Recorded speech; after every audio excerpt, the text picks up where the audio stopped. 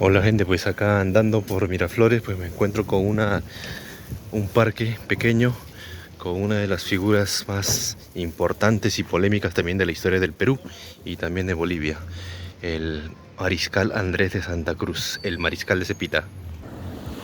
Y digo esto porque, bueno, se encuentra acá en pleno distrito de Miraflores, un distrito que muchos por ahí lo tildan de aristocrático, aunque yo le diría de mesocrático, pero bueno, el punto es que en Lima, ¿no? Una ciudad que no lo acogió muy bien, que digamos, al mariscal, y te lo voy a contar acá por qué, y su historia, pues que es muy importante para el Perú. Acá te la cuento, jefe. Hola gente, pues acá ya más tranquilo, pues te paso a contar la vida de el gran Andrés de Santa Cruz, ¿no? El general, que nació en la ciudad de La Paz, de una familia peruana, de padre cusqueño, madre buchana por ahí, y que era una familia de linaje inca. Él mismo, Santa Cruz, Andrés de Santa Cruz, se enorgullecía de ese linaje, ¿no? Pero su padre, claro, estaba del bando realista, incluso perdería la vida en las guerras de independencia con, en lo que es Bolivia ahora, y pues le dejaría la batuta a su hijo. Su hijo también pelearía por el bando realista al principio, hasta que fue capturado una vez en cercanías del lago Titicaca, y luego escaparía de ese cautiverio y volvería de nuevo a las andanzas con los realistas, con los españoles, pero esta vez ya sería capturado en Cerro de Pasco, ya con la llegada de San Martín y el ejército comandado por Arenales, el argentino. Y en esta segunda captura, él se decide pasar al bando patriota, al bando pues de independencia, porque él ya veía prácticamente que esa independencia estaba sellada en todo el continente, ¿no? Los españoles prácticamente peleaban contra ellos, contra el destino, y pues al pasarse al bando patriota, San Martín le daría la jefatura del norte, y es ahí donde tendría una importante labor en el apoyo al ejército de Bolívar en la famosa batalla de Pichincha, esa batalla que le dio la independencia al Ecuador, en ese tiempo la audiencia de Quito. Y pues ahí ganaría un poco más de prestigio. Es ahí donde volvería al Perú. En el Perú se encarga, tras la salida de San Martín, por esos problemas políticos, él daría un apoyo al golpe de estado que dio Rivagüero, donde se proclamó el primer presidente, pero duró poco porque ya con la llegada de Bolívar, Santa Cruz por ahí decide también pasarse con Bolívar, y es ahí donde Bolívar le da también la jefatura, ¿no?, de ciertos ejércitos. Incluso combatiría en la batalla de Junín, en las alturas de las Pampas de Junín, donde tendría destacada labor. Y en la batalla de Cucho por ahí estaría más en temas administrativos, estaría a la cola, no llegó a ser un personaje mismo, o sea, en la batalla, ¿no? Pero bueno, ya con la llegada con independencia finiquitada en el Perú, el hombre por ahí estaría arriba, ¿no?, en el poder, por ahí, ¿no?, en los avatares del poder, junto con otras figuras de la mar o con Gamarra mismo. Pero de ahí como que lo vieron un poco ambicioso, y el mismo gobierno peruano lo decidió mandar como una especie de chamba suave, ¿no?, como cónsul allá en Chile. Y pues bueno, ya vinieron los años de anarquía en el Perú, incluso guerra con la Gran Colombia. Él no se metió para nada, pero en su país, en lo que es natal, tierra de La Paz, de Bolivia, lo llamaron porque también en Bolivia se vivía una época de anarquía. En un primer momento él se negó, diciendo que primero él estaba con Perú, ¿no? Siempre los bolivianos lo han criticado por eso, ¿no?, porque él prefería más al Perú que a Bolivia, ¿no? Y cosa curiosa, los peruanos acá también decían eso, ¿no?, de que él más prefería, o que vino al Perú justamente para anexarse a Bolivia, ¿no? Bueno, o sea, son cosas que se interfieren. El punto es que, bueno, ya el segundo llamado, ya con el asesinato del primer presidente blanco en Bolivia, pues es llamado a ejercer la jefatura. Es ahí donde gobernaría durante casi una década. Esa década que dicen los bolivianos es la época más de auge, ¿no? Tanto militar y por ahí económico en el país altiplánico. Pero eso porque Santa Cruz gobernó con mano de hierro, aunque basándome al libro de Alcides Arguedas, Los caudillos letrados, por ahí un poco que, claro, Alcides Arguedas lo critica, ya vengo diciendo que criticaba eso del peruanismo de Santa Cruz, a pesar de que él nació en La Paz. Alcides Arguedas, que es un escritor muy importante de Bolivia, alabaría el intelecto y la sagacidad de este militar que permitió gobernar a Bolivia con cierta relativa calma hasta que llegaron los conflictos con el Perú. Perú todavía seguía en tiempo de anarquía y con un personaje nefasto en la historia del Perú que tal vez por ahí no le dan mucha bola, o mucho se está perdiendo en el oscurantismo, que es Gamarra, ¿no? El general Gamarra. Si bien peleó con la guerra de independencia, su ambición llegó a hacer traición y complots contra los gobiernos de turno en ese momento, y llegó también a su tiempo en el poder. Pero bueno, en un primer momento, cuando ya Gamarra dejó el rey ambicionado al poder y Orbegoso estaba ahí arriba como presidente del Perú, pues le quería hacer un golpe de estado por ahí, y Orbegoso, dubitativo, llamó a Santa Cruz diciendo: ayúdame que acá tengo un quilombo. Y pues ni corto ni perezoso dijo: ya llegó mi oportunidad. En la década del 30, mediados, las fuerzas de Santa Cruz cruzaron la frontera del Desaguadero y entraron para ayudar al Perú. Pero esa ayuda no era gratuita, ya que convenía en que, ¿sabes qué? Nos juntamos, hacemos la fusión, porque nos conviene a los dos, ¿no? Y déjeme decirle que es la única,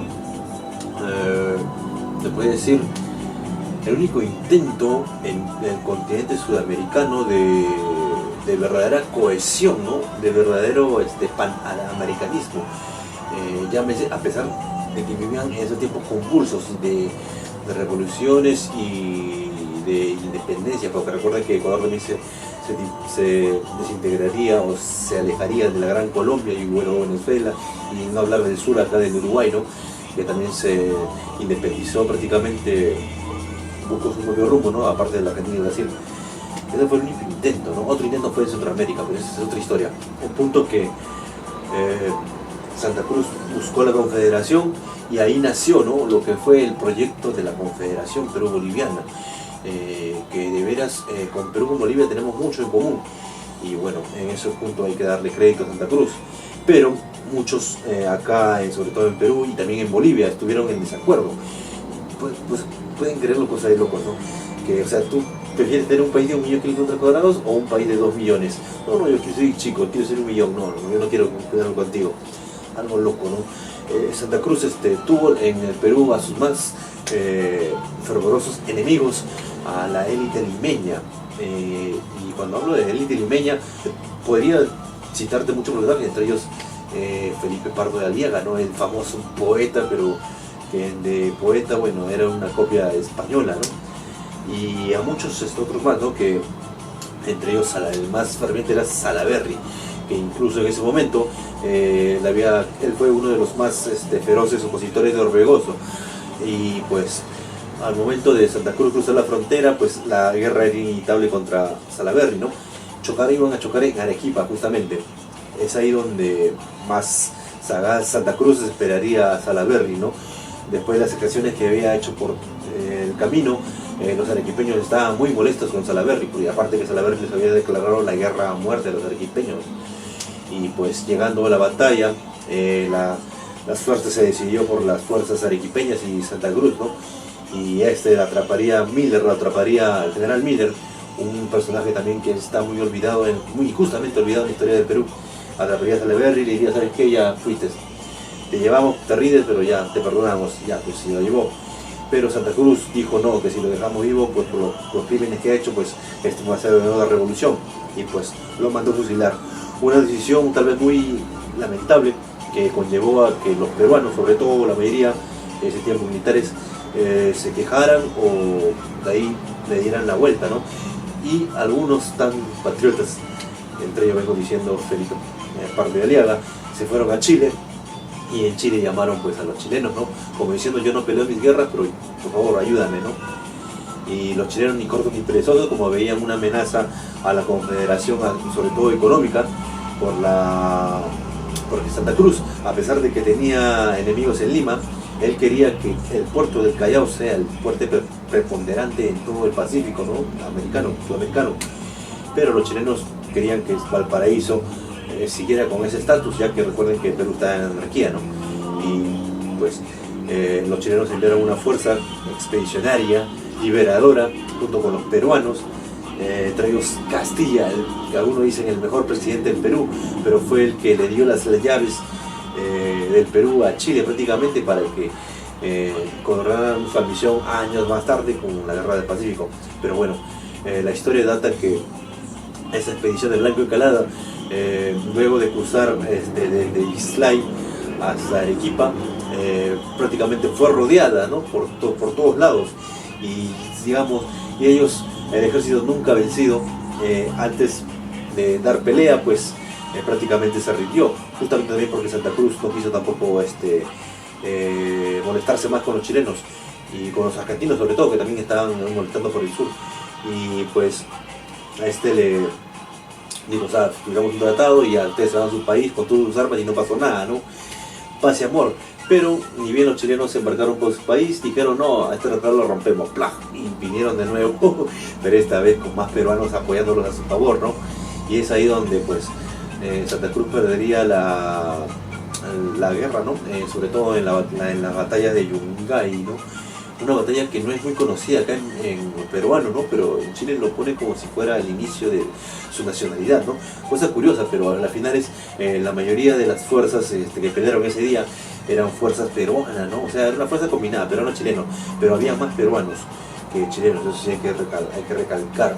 Y pues Santa Cruz ya perdió esa batalla, regresaría a Lima, y de Lima iría a Arequipa, donde intentarían atraparlo, y de Arequipa se iría a Islay, ¿no? Y quería volver a su país, pero en su país ya le habían hecho la revolución, y por ahí se fue a Ecuador. En Ecuador residiría un tiempo, y en su país no lo querría, ¿no? Ya Valdivia, su antiguo aliado, le había dado un golpe de estado, y pues sería proscrito prácticamente de su propia tierra, ¿no? Y con la Santa Cruz fuera del poder, Bolivia entró en una época de anarquía. Después de Bolivia vino Belzú, después de Belzú, bueno, vinieron otros caudillos, y hasta la llegada de los caudillos bárbaros en la época final de la década de los 60, ¿no? El famoso Melgarejo, ¿no? Y pues conllevaría a que Bolivia tal vez fuera de los países más afectados por esa anarquía militar, ¿no? Y pues muchos lo tienen a Santa Cruz como una figura predominante en lo que es la unión, ¿no? de los países, por ejemplo Perú y Bolivia, ¿no? ¿Quién iba a pensar, ¿no? En ese tiempo, ¿no? O sea, divide y vencerás era el axioma de ese momento. Pero este señor Santa Cruz venía con una idea política fija, ¿no? Que era la de unir, ¿no? Si bien tuvo sus errores, claro, esto conllevó a que Perú y Bolivia prácticamente siguieran viviendo en el tercermundismo como hasta ahora, ¿no? Yo pienso que esta unión más tarde o temprano se va a dar. Yo lo veo así, porque tenemos muchas más cosas en común, muchas más raíces culturales, cosas que nos dividen, ¿no? Incluso pondría también ahí a Chile, ¿no? Pero bueno, es todo el continente, ¿no? Es decir, hay más cosas que nos dividen, ¿no? Pero ya son cuestiones políticas que por ahí madurarán próximos con el tiempo. Pero Santa Cruz fue una figura importante en esos tiempos, que por ahí no hay que olvidarlo, ¿no? Hay que estudiarlo a fondo. Y por ahí, bueno, leyendo un poco a Alcides, te doy la fuente, ¿no? Alcides Arguedas, a Basadre, todos coinciden en que fue un momento en que, digamos, dos países inmensos, ¿no? Se unieran, ¿no? Fue una esperanza, ¿no? En su momento, ¿no? Pero lástima que a algunos no les gustó, sobre todo a las élites, que por ahí ellos prefieren seguir arriba en un país tercermundista que vivir, o sea, como todos en condiciones iguales en un país de primer mundo muchas veces, ¿no? es algo absurdo, ¿no? Y por eso pongo que Santa Cruz decía de Lima que era la P de Babilonia, ¿no? Porque acá en Lima muchas veces se trataba de mal, ¿no? Inclusive el mismo Felipe Pardo de Aliaga o el mismo Claver y todo lo trataba de cholo, ¿no? Que cómo nos va a gobernar un cholo, así decía, así está escrito en la historia. Y eso denota el racismo que en ese tiempo conllevó a que no quisieran que nos gobernara, entre comillas, un boliviano, cuando Santa Cruz era de claramente estirpe incaica. Otra fuente también es de Diez Canseco, los generales, que decían que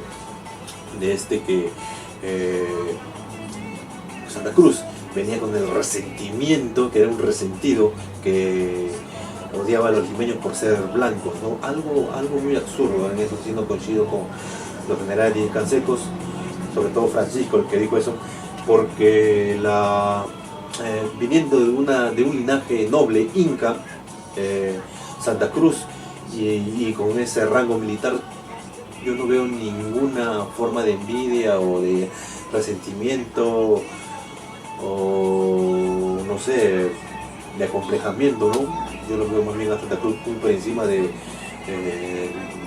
esa élite limeña, entre comillas, porque nadie se acuerda de Pardo de Aliaga, pocos se acuerdan de Salaverry, pero Santa Cruz por ahí es más recordado en la historia, ¿no? Inclusive está en los laureles de las armas peruanas, ¿no?